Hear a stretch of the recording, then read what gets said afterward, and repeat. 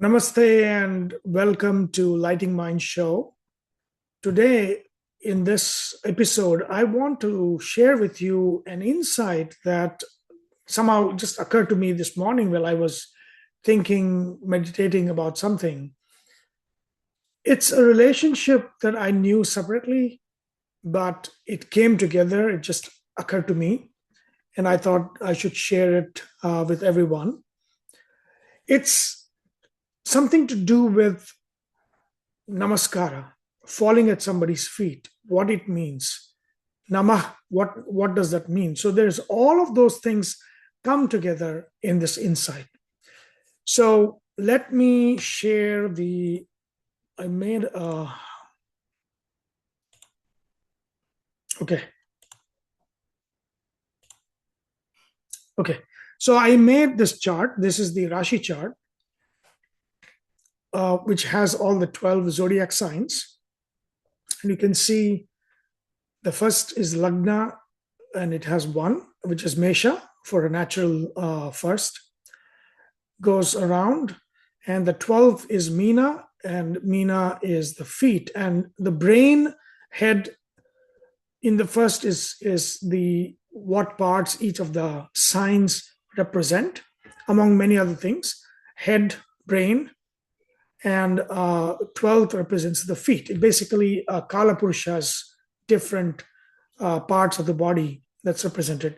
And I have just the brain or the head and the feet represented here because that's what is relevant to what I'm going to share with you today.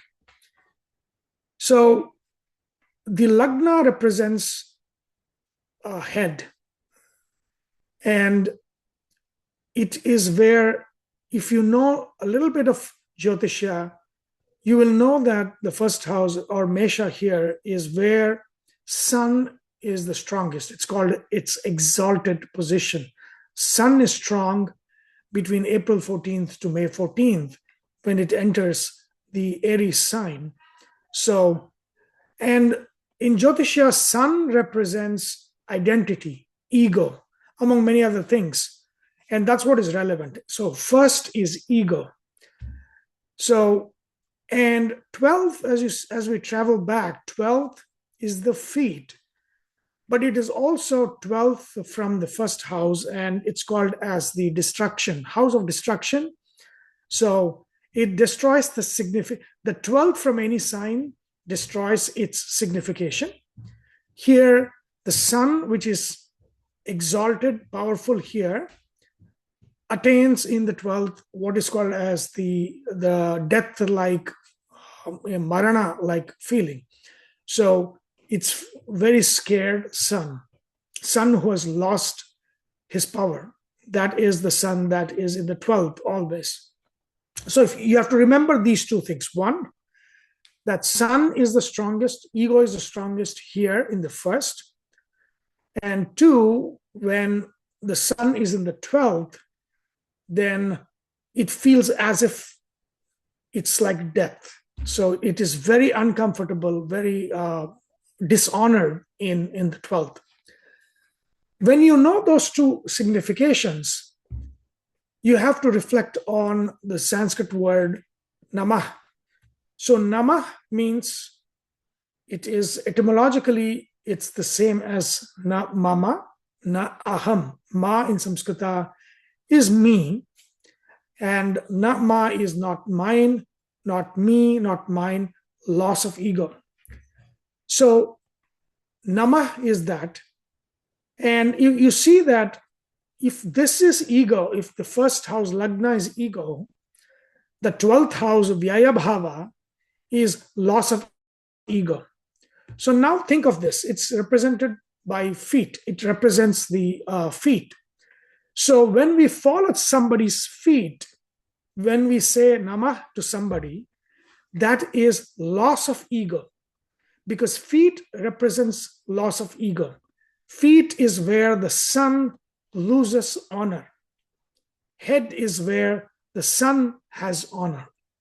So when we put our head to somebody's feet, we lose our ego, and it is complete surrender.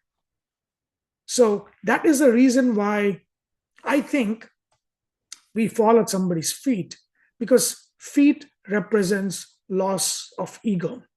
But also, and I remember for the second part, I remember Dr. Bal Gangadhar Rao, professor of philosophy at Ghent University. He was my our guest in Houston long time ago. He mentioned something again completely unrelated, but we were talking about what makes a trait. Some trait, it's whether it's individual related, or is it cultural related, or it is natural. So sometimes when it's natural, it's there in everybody.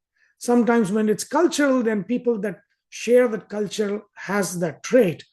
And sometimes it's individual trait. So what's uniquely mine that not others don't share that is uniquely mine. There's something that's common to my background, where I am today, where I came from. So there's a commonality that people from there or from certain groups have a certain trait. So that becomes a cultural trait. There's an individual trait, there is a cultural trait, and there's a natural trait that comes from birth, that comes from nature. So the question is,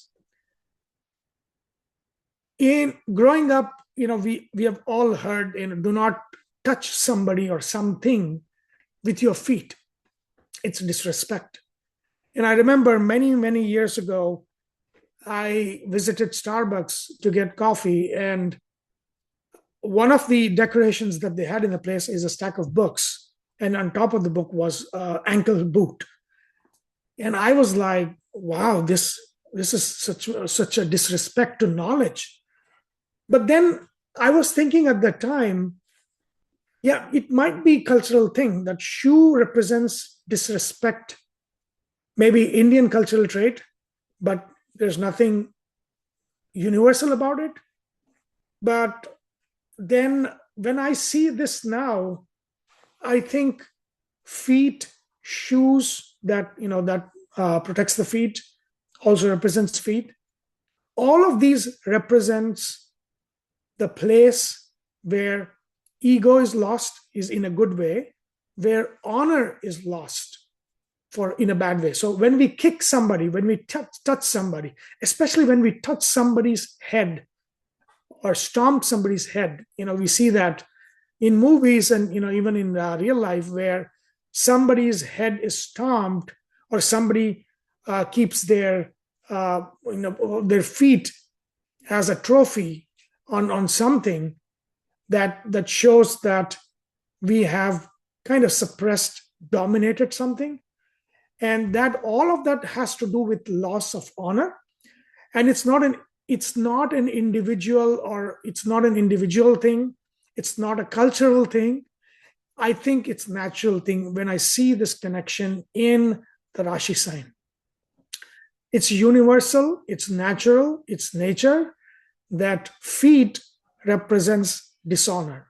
Feet represents where honor is lost. So when we say refrain from kicking somebody in the head, or kicking somebody, or touching somebody, or touching something like books with your feet, it is actually using this fact that the 12th house, the feet, represents dishonor. That's where the sun feels death-like, where honor is lost.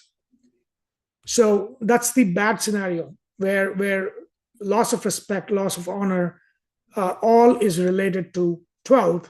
And 12th is where we get freedom, we are liberated. But in a good way, it's loss of ego. In a bad way, it's loss of honor. So this connection between the first and the 12th house, between the head and the feet, and how it's connected to Namah, Namah, and also why we tell our kids, we tell others not to use the feet, not to touch something with one's feet, or show one's feet to something. It represents dishonor. It is connected to this. And I think it's a universal trait and not a cultural trait. So Those who have lost this probably have lost the natural trait, and it's culturally specific and loss of nature. I think this is the universal, right? So this is a universal where feet represents dishonor. So this was an insight that I wanted to share with everybody.